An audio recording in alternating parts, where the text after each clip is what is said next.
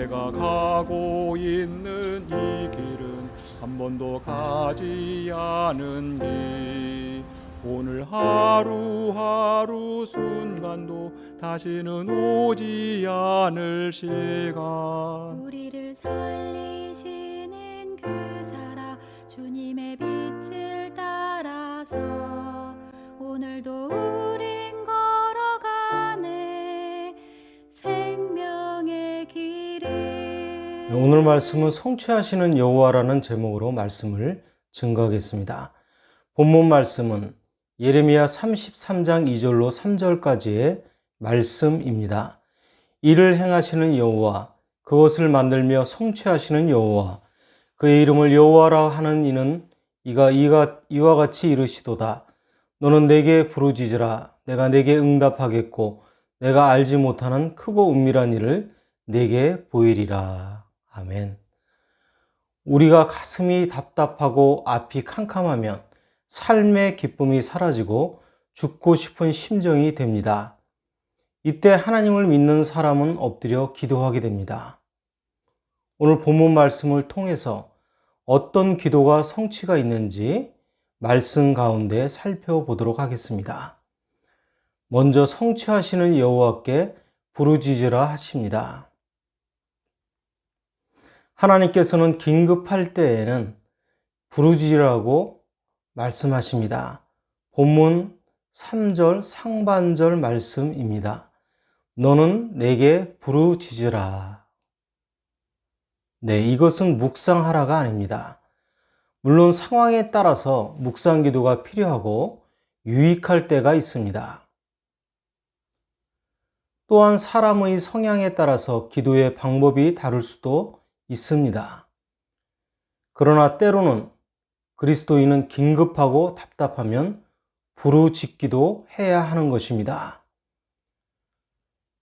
시편 91편 15절 말씀입니다. 그가 내게 간구하리니 내가 그에게 응답하리라. 그들이 환난 당할 때에 내가 그와 함께하여 그를 건지고 영화롭게 하리라. 아멘. 하나님은 우리의 간구를 듣기를 원하십니다. 간구라는 것은 간절히 바람입니다. 마음이 애타서 끓어오르는 간절한 바람을 가리키는 겁니다. 간구하는 기도는 간절히 부르짖는 기도입니다. 간절한 마음으로 부르짖어 기도할 때 흑암의 세력을 물리치고 하나님께 기도가 상달되게 됩니다. 우리가 기도하는 이유는 우리의 문제를 해결하실 수 있는 하나님이 계시기 때문입니다. 우리가 부르짖어 간절히 기도하면 응답하시는 하나님이 계신다는 것입니다. 부르짖으라는 히브리어는 카라이며 절규하다라는 뜻을 담고 있습니다. 경기장에서 달리는 선수들은 골인 점이 눈앞에 보이면 속도를 더 이상 늦출 수가 없습니다. 오직 골인 점을 향해서, 목표를 향해서 있는 힘을 다해서 뛰어가게 됩니다. 있는 힘을 다해서 기진맥진할 때까지 뛰는 것입니다. 바로 부르짖는다는 것은 그와 같은 의미입니다. 기진맥진할 때까지 전력을 기울여서 부르짖는 것이 바로 부르짖는 기도입니다. 우리가 더 이상 아무것도 할 수 없을 것 같은 그러한 상황까지 이르게 되면 기도하게 됩니다. 바로 그 기도는 하늘의 보좌를 감동시키고 움직이는 기도가 될 수 있는 것입니다. 예레미야 33장 2절 말씀입니다. 이를 행하시는 여호와, 그것을 만들며 성취하시는 여호와, 그의 이름을 여호와라 하는 이가 이와 같이 이르시도다. 아멘. 이 말씀 가운데 이를 행하시는 여호와라고 하십니다. 그래서 우리가 기도로 부르짖어야 하나님이 새로운 일을 행하십니다. 우리의 부르짖는 기도를 받아서 일을 행하시고 그 일을 지어 성취하시는 여호와 하나님이라는 것입니다. 부르짖어서 기도하면 하나님께서 우리의 삶을 세밀하게 간섭하셔서 문제를 형통하게 해결해 줄 수 있는 것입니다.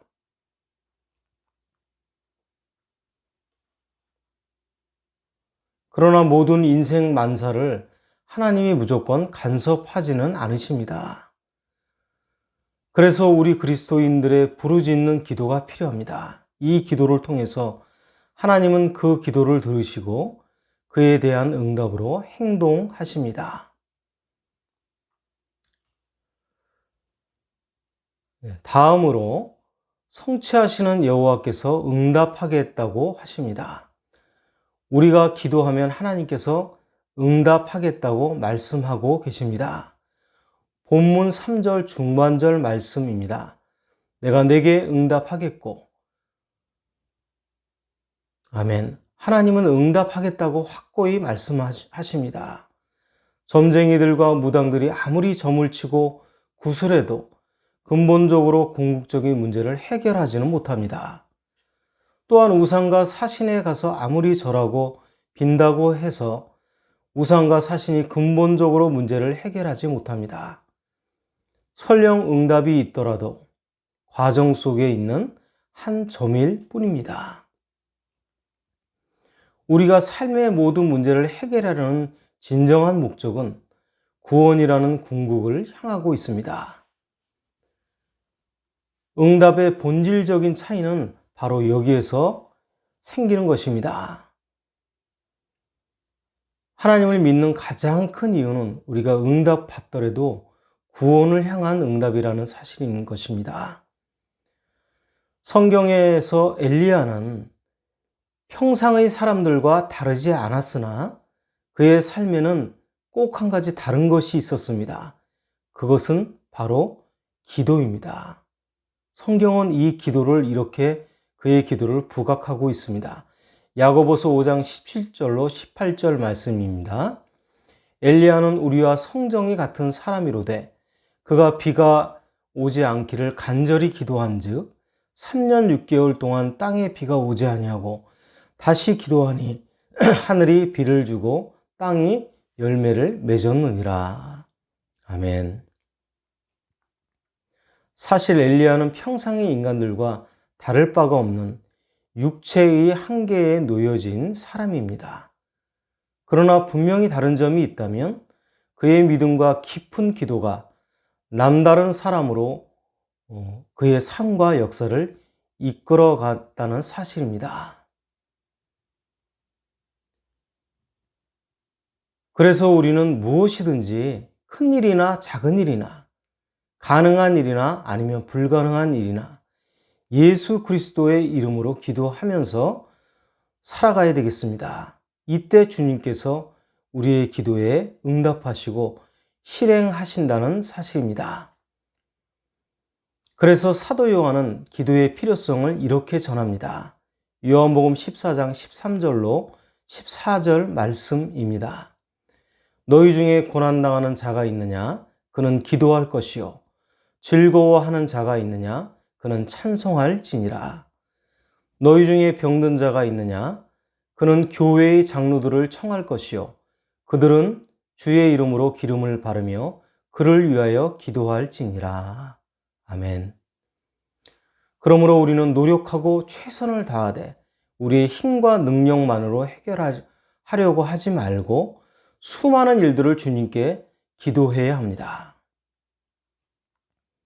기도가 생명을 살리는 일이요. 기도가 바로 문제를 해결하는 키이기 때문입니다. 그리고 우리는 하나님께 기도로 진실하게 간구하는 것이지 기도로 하나님께 명령하는 것이 결단코 아닙니다. 우리가 하는 기도가 재촉이 될 것까지는 괜찮을지 모르지만 하나님께 명령하는 기도가 돼서는 아니 되는 것입니다. 그러므로 주님 앞에서 겸손하게 기도해야겠습니다. 응답받은 사람이 축복이 지속되는 이유가 있습니다. 그것은 응답의 열매가 끊이지 않고 지속되는 비밀도 바로 겸손함에 담겨 있다는 사실입니다. 예레미야 33장 2절 말씀입니다. 이를 행하시는 여호와, 그것을 만들며 성취하시는 여호와, 그의 이름을 여호와라 하는 이가 이와 같이 이르시도다. 아멘. 여기서 여호와를 가리켜서 그것을 짓는 자로 지칭하고 있습니다. 이것은 창세기 1장의 내용으로 소급해 볼 수 있습니다. 거기에서는 만들다, 짓다, 창조하다 등의 동사로 쓰이고 또 그런 뜻으로 사용되고 있습니다. 이것과 같은 의미를 갖고 있습니다. 이런 동사들은 모두 하나님의 창조 활동을 묘사하는데 사용했습니다. 그것을 만든다고 하십니다.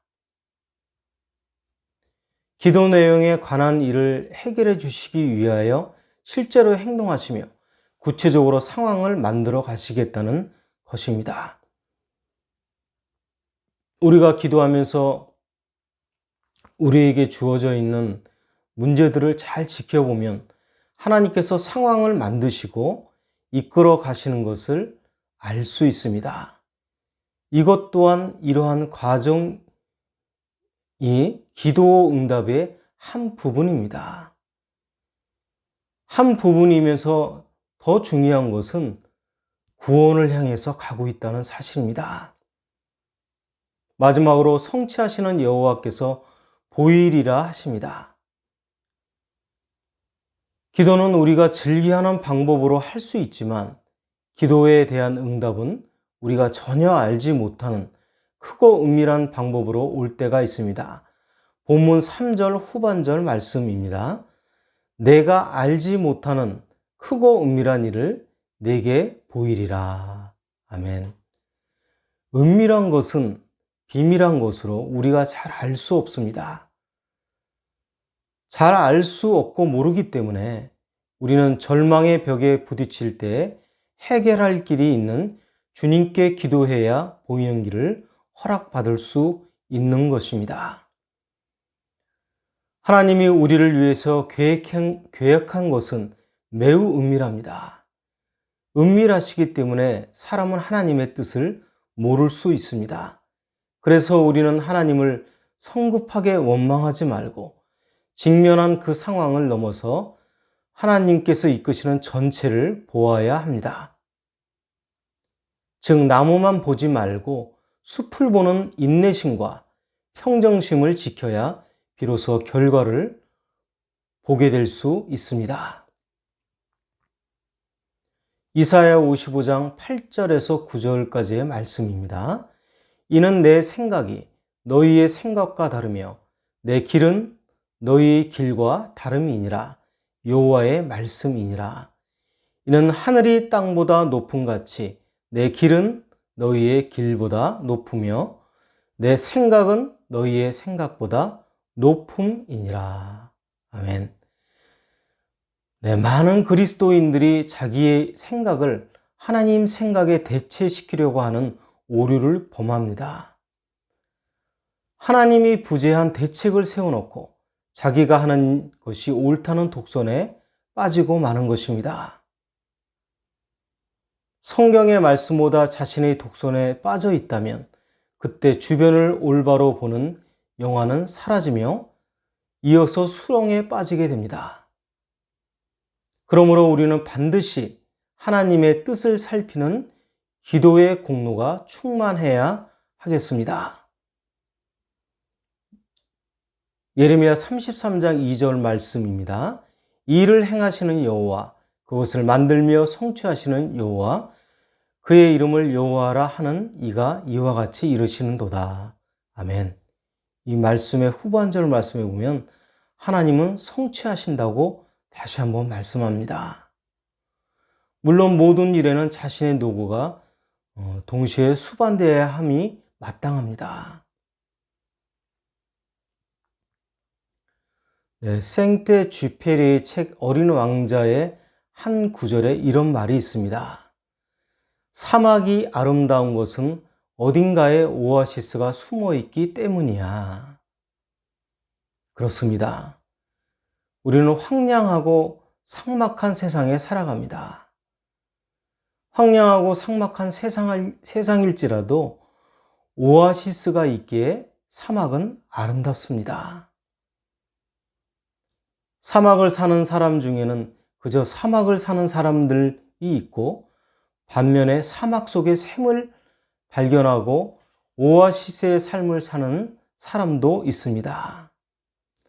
성경에 보면 남편 5명이나 있었던 사마리아 우물가의 수가성에 사는 여인의 삶이 나옵니다. 그 여인의 삶은 사막과 같은 삶을 살았습니다.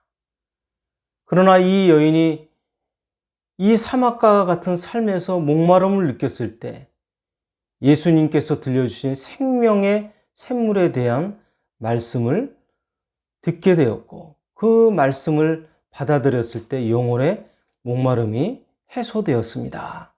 주님께서 이렇게 그녀에게 말씀했습니다. 내가 주는 물을 마시는 자는 영원히 목마르지 아니하리니 내가 주는 물은 그 속에서 영생하도록 솟아나는 샘물이 되리라. 아멘. 이 말씀을 믿은 것이 바로 그가 그의 영혼이 소생하게 되었던 결과입니다. 예수님을 만난 사마리아 여인은 사막 인생에서 오아시스 인생으로 바뀌게 됩니다. 오늘도 척박한 세상을 우리가 살아가지만 하나님께서는 우리를 위해서 준비해 놓으신 오아시스가 곳곳에 있습니다. 그 오아시스를 어떻게 우리는 찾을 수 있습니까? 그 오아시스는 우리의 기도 속에서 찾는 것입니다. 네, 말씀을 정리합니다. 견디기 힘든 쓴 경험을 할 때일수록 낙심하지 말고 하나님께 반드시 부르짖어 기도해야 합니다. 하나님은 기적으로 응답하시며 성취하시기 때문입니다. 너는 내게 부르짖으라. 내가 내게 응답하겠고 내가 알지 못하는 크고 은밀한 일을 내게 보이리라 하시는 하나님을 믿고 의지하여 기도로 승리하시기를 예수 그리스도 이름으로 축원합니다. 네, 오늘의 말씀은 성부와 성자와 성령의 이름으로 말씀드렸습니다.